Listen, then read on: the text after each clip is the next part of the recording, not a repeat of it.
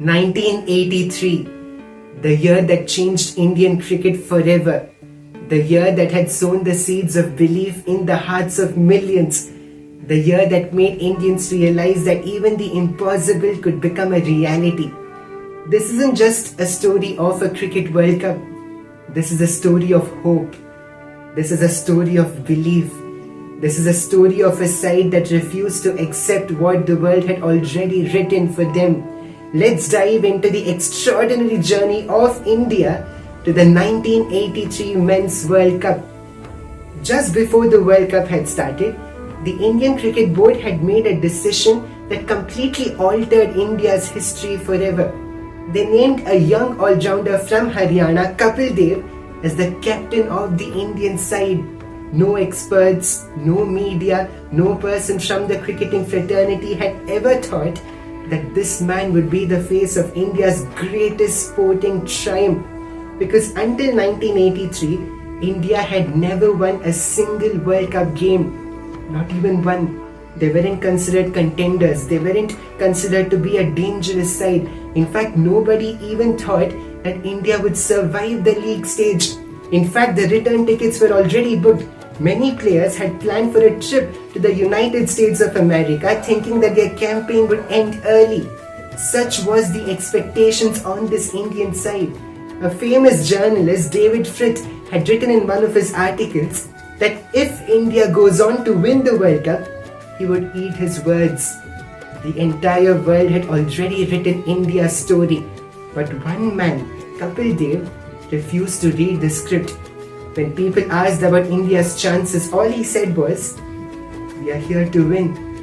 What else we here for?" He then made a bolder statement. He said, "We'll beat the West Indies." Now we've got to understand the statement, because it wasn't the West Indies of today. In the history of cricket, that was arguably the most lethal side ever. Under the captaincy of the legendary Clive Lloyd, you come to their batting lineup. There was Desmond Haynes, Gordon Greenidge, and the unmatchable Sir Vivian Richards. You then talk about their pace unit. There was Malcolm Marshall, Michael Holding, Joel Gardner, and Andy Roberts. It was a pace unit that was feared by every batter in the world. This West Indian side, they were two-time defending champions, and until 1983, they hadn't lost a single game in any World Cup since its inception in 1975. Now Kapil Dev is saying that this Indian side, who hadn't won a single World Cup game, would defeat this West Indian side. Everybody laughed at him, but he didn't. India were put into bat first, and the start was anything but ideal for the defending champions. Both the openers Sunil Gavaskar and Krishnamachari Shrikant had to depart. Kapil Dev and Syed Kirmani had become out without troubling the scorecard much. The fast bowlers had done exactly what the entire world had expected them to do. But India, on the other side, were in serious trouble. But there was one man who carried this Indian batting side on his shoulders that day, Yashpal Sharma.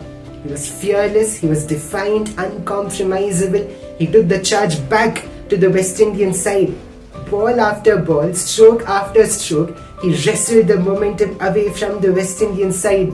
His magnificent knock of 89 runs in 120 balls became the backbone of this Indian batting lineup.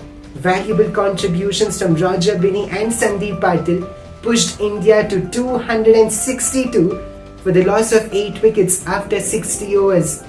It was definitely a competitive total, but this West Indian batting side could easily chase it down. The start was once again ideal, 49 without the loss of any wicket. But then there was a breakthrough. Desmond Haynes was run out. Then came arguably the finest batter of their generation, Sir Vivian Richards. But Roger Binney had different plans. He pulled a beautiful delivery to dismiss Viv Richards. He even got the prized wickets of Clive Lloyd and Jeff Dujon. It was a gem of a spell. 3 wickets, 1 statement, and India weren't backing down. West Indies kept stumbling. Wickets fell one after another. Every wicket chipped away at West Indies' aura of invincibility. Every wicket strengthened India's belief, and Ravi Shastri picked the final wicket of Joel Gardner, and West Indies were bowled out for 228. And just like that, India had done the unthinkable. They defeated the mighty, the invincible West Indies, sending a shockwave to the rest of the world. And no, this wasn't a mere upset. It was the first crack in the wall that separated India from greatness. And just a day later, India faced Zimbabwe. They bowled them out for 155 and chased it down comfortably with over 12 overs to spare. India had now won 2-2. For many countries, it wouldn't have meant much. But for India, it meant the world. India's joy knew no bounds. Many officials congratulated Kapil Dev. In fact, a few of them told him, India has now won 2 games. Even if you have to depart tomorrow, you can leave with your heads held high. But Kapil Dev didn't dream for greatness or respect. He dreamt of holding that World Cup trophy in his hands. Nothing else would do. Nothing else. A few days later, they faced the mighty Australia, and despite Kapil Dev's all-round brilliance, India had to face a mammoth defeat. A few days later, they faced the West Indies once again, who were ready to take revenge, and this West Indian side handed over a hammering defeat to this Indian side. And in a matter of few days, India, from soaring high to standing on the edge of elimination. India's World Cup dream now depended on their last 2 league stage games. They win both, they are through to the semis. If not, they'll have to go back home. Could this Indian side rediscover its belief, or did this dream come to an end? This is the story of episode 2.